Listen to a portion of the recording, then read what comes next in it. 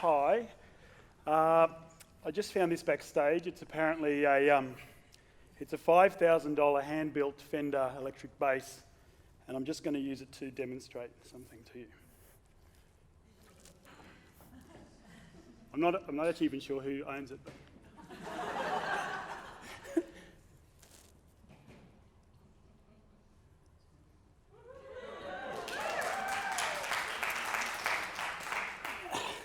Thank you very much. That's where you play.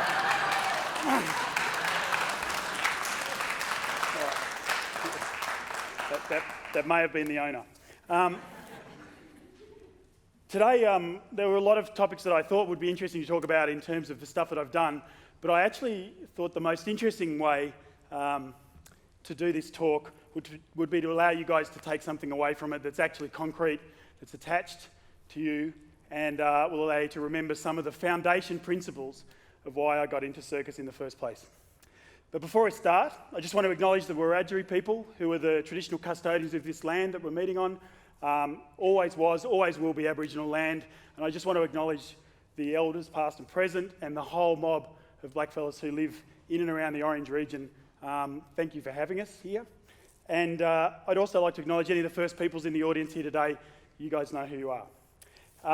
Okay, I'm going to talk to you about someone else's idea. It's not my idea, but it's an idea that's been really influential in developing circus in this country and around the world, and the idea of reinventing circus and making it accessible. The guy whose idea it is, unfortunately couldn't be here today because he died in 2006. An incredible thinker and activist called Reg Bolton, who actually achieved his doctorate in circus just before he died.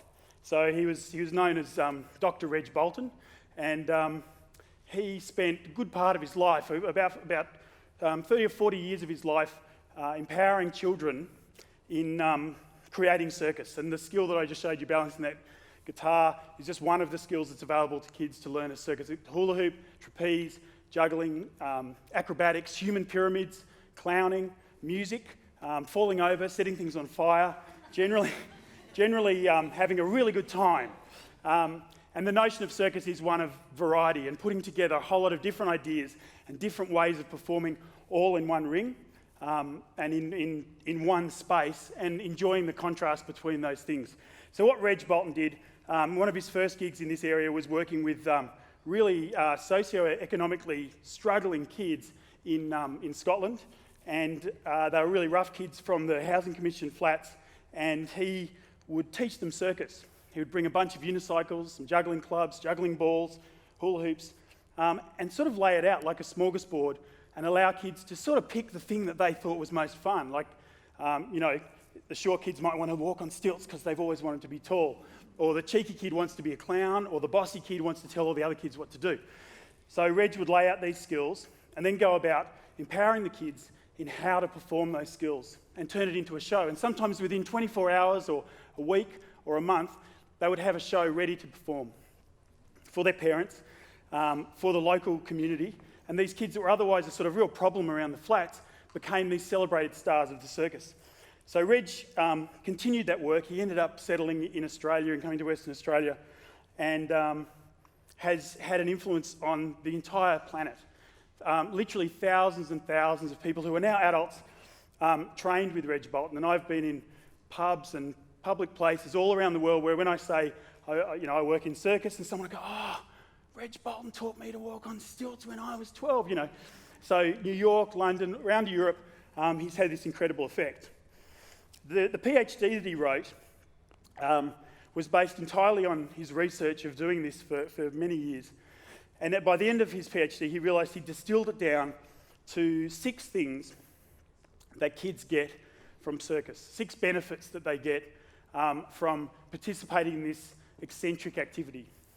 And he narrowed it down. He knew exactly what they were and what they did, but he wanted some way to share that with an audience. So he wanted to give the people who'd read this massive PhD, it's a really interesting document because it's a really fresh field. Not many people have done their doctorate in circus, so he got to write it in really standard English. Thank you. Oh, there's lipstick on it. Fantastic.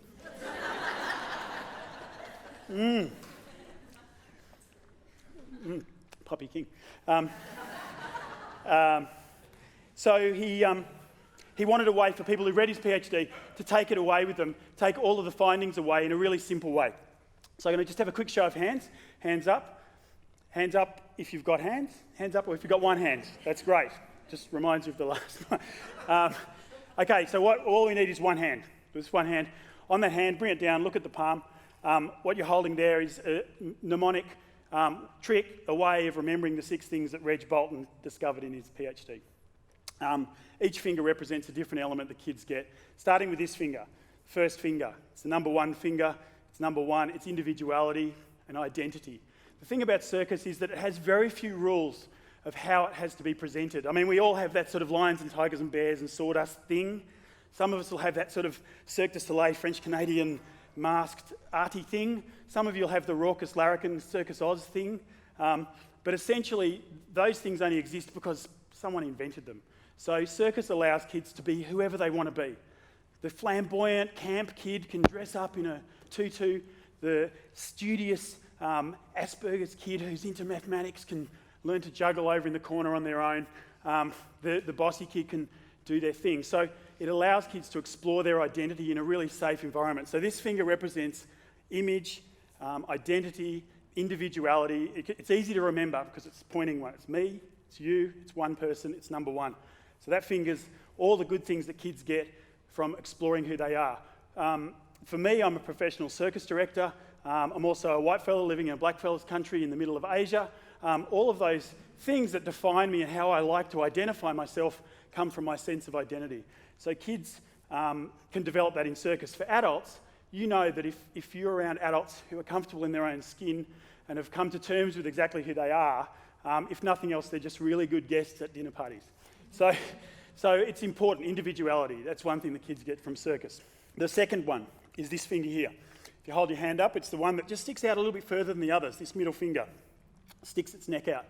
It's the finger that represents risk and danger and adventure and doing the things that you probably shouldn't really do. It's the naughty finger. It's got this thing about it that if you fold down all the other fingers on your hand, if you hold up your hand like this and you fold down the other fingers, it represents sort of healthy disregard for authority. But it also represents a sense of taking risk in a safe environment. So what happens with kids doing circus is that they learn to jump off things. They're not getting drunk and jumping off a concrete, bridge into a shallow stormwater drain. They're in a room with a whole bunch of other people teaching them how to jump, and they gradually can work higher and higher until they, as a friend of mine, Matt Wilson, does, jumps from like 5 or 6 story buildings onto a crash mat that's about this thick. But he did it from a really careful set of risk management processes, which is known as youth circus, for kids learning how to do things by trying them out and being encouraged to do them. So this finger represents risk and irreverence. This finger, it's not the first finger, it's not the last finger, it's not the biggest or the smallest, it's the ring finger. And this finger represents the notion of teamwork, the idea of working together to achieve something that seems impossible, the idea that we could make a human pyramid here that could change the lights in the ceiling. If we just took people randomly from a crowd, that would seem impossible. But if we work together as a team and we train together as a team, we can achieve that. We're not going to achieve it getting all the same size people. If we just got the biggest people in this room to come out here, we probably couldn't build that pyramid. We'd need some big people, some medium people, some really small people to climb to the very top. And so it's the notion of teamwork and how we work together. Yeah. So this one, it's easy to remember because it's sort of almost nondescript. It's not the first or the last. It's the teamwork one, but it also represents touch and the idea that kids get an opportunity to physically touch each other in a safe environment, in a consensual environment, climbing on each other, learning how to stand on each other's shoulders, spot each other, be careful with each other. It allows boys and girls to work together. It empowers girls in a way that allows them to be physically strong and grounded. It's like a team sport, but there are no losers. It's a team sport where everyone's on the winning team, and at the end of every performance, we all come off feeling like we all won as a group. So you get all of those benefits from that. And that's that finger there, the ring finger. The little finger is obviously the smallest one. It's the pinky finger, and it represents aspiration. The notion that the kids, want to be something. A little kid looks up at the big kids in the class and goes, one day I'm going to be one of those big kids. I can juggle 2 balls. One day I want to juggle 3 or 5 or 7. So the notion of aspiration is a really crucial one, and it gives people hope. And one of the saddest things you can say to an adult is like, when did you lose hope? When did you stop dreaming that it could be better? Or when did you give up on the dreams that you had as a teenager? And it's only sad when that person can actually identify that time. If they go, no, I've still got dreams, I'm working on it, then it's exciting, and we're in a whole new range of possibilities. So this finger represents aspiration and a desire for things to be better. And for adults, that's about lifelong learning. It's about looking forward to the future. It's about people coming out of the closet when they're in their 60s. It's about, all of those great things that come from aspiration and wanting it to be better. It's about wanting the government to be better. It's wanting accountability and transparency and humanity and compassion in our government. That's about aspiration. What if the democratic electoral system actually worked? That's aspiration. So then we've got the thumb, which is the workhorse of the hand, okay? And this is sort of pretty obvious. It's about hard work. The thumb's about, well done, but it's the thing that turns the human hand into probably the most useful tool on the planet ever, is this hand. And it's the strength that turns it into something that can grip and hold and raise its fist in a protest and punch and lift and grab.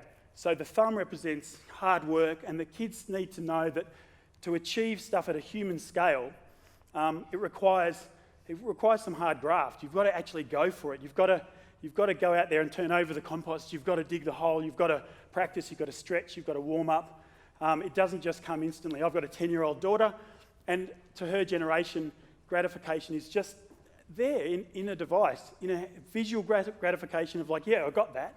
It's just there on the end of a button. But the idea of turning up every day and sweating and getting bruised is a crucial skill, and it's going to increasingly become hard for us to teach our kids that skill. So hard work, that's what it represents. And also process, the notion of systems and putting together a plan to achieve what you want to achieve.